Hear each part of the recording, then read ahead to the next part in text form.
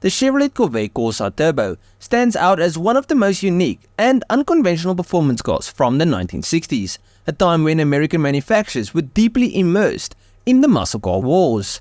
Unlike its muscle-bound contemporaries, the Corvair Corsa Turbo ventured into new territory, embracing a compact design and a rear mid-mounted turbocharged flat-six engine. Now, the Corvair story can be traced to Chevrolet's desire to compete in the compact car market, driven by the leadership of Ed Cole, Chevy's chief engineer and later general manager. Inspired by the air-cooled engines found in European models like the Volkswagen Beetle and the Porsche 356, Cole envisioned a rear-engined air-cooled flat-six setup for a uniquely American compact.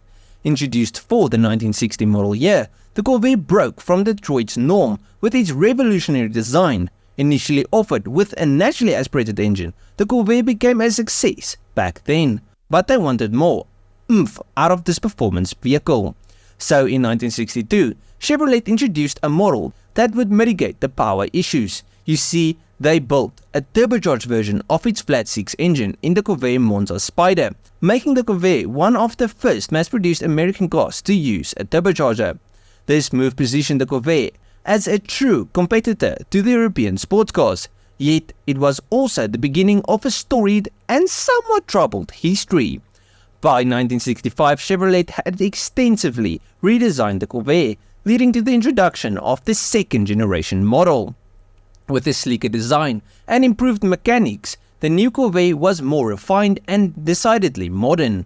The Corsa, which was the top-of-the-line trim, emerged as a performance-oriented version, aimed at enthusiasts looking for something different from the typical V8-powered intermediates that dominated the muscle car era.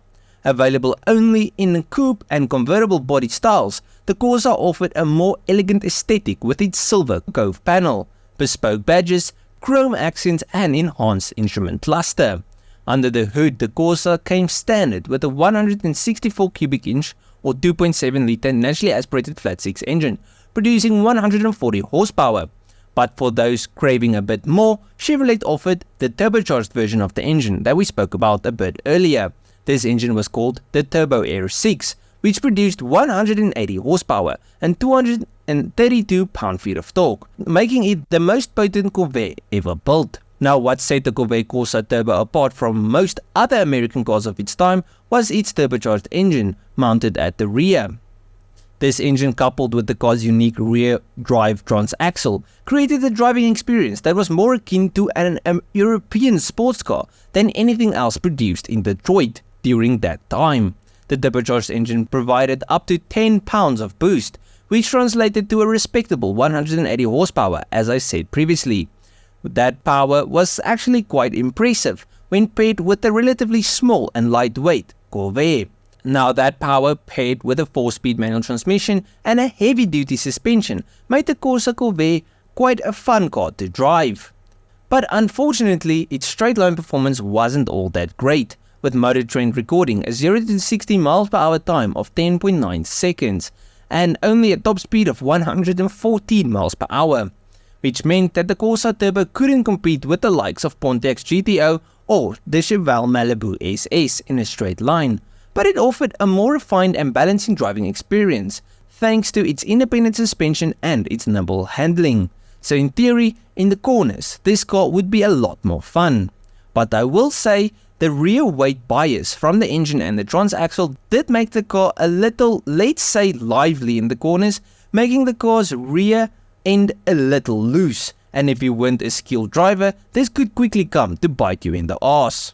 But that's not the only problem this car had, it had a few more. The turbocharged engine brought challenges, as it was prone to reliability issues. The added complexity made it more difficult and costly to maintain.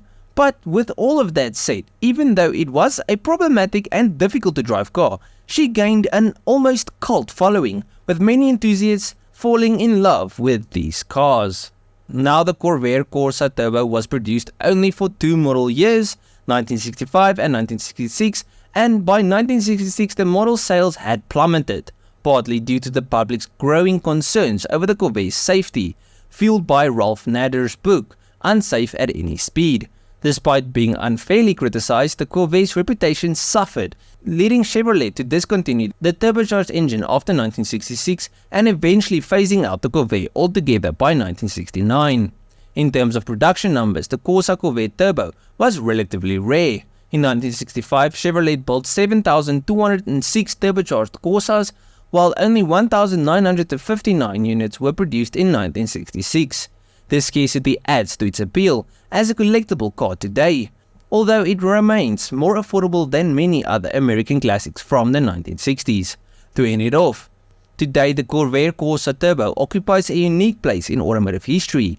Its rear engine, air-cooled turbocharged layout makes it a fascinating anomaly in a decade dominated by front-engine V8 powered muscle cars, but its handling and reliability unfortunately sealed its fate.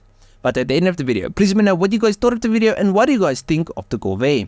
Do you think it's as bad as many people believe it to be, or do you think that it might have been unfairly criticized, as I said earlier? But let me know what you guys think down below. If you guys enjoyed this video, please leave a like and subscribe to the channel, and if you guys did like it, you'll most like most of my other stuff.